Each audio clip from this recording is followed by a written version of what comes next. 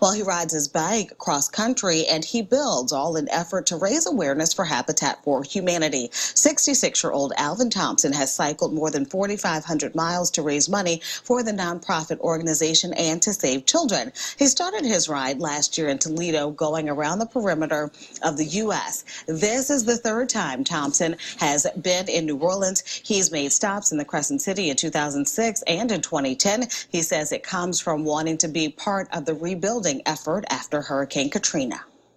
Why New Orleans? Well, with the hurricane and all, and just wanting to be able to help out in the rebuilding process, which has been going on for 10 years now.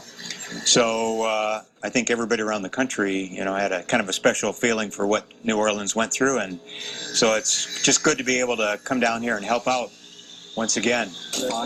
Thompson has raised over $10,000 in his ride. He hopes to raise $20,000 for both organizations. He hopes to be riding up the California coast by this spring and along the Canadian border by the summer. Alan Thompson has ridden his bike more than 4,700 miles across the country for the last 5 months. He's riding for Habitat for Humanity and Save the Children, and says so far he's raised a little more than $10,000. Thompson made a stop here in New Orleans to help build a Habitat home and says this is the third time he's worked with Habitat for Humanity in NOLA. Thompson explained after doing several cross-country bike trips and an around-the-world bicycle tour, he wanted to combine his love for biking and the two causes that are close to his heart.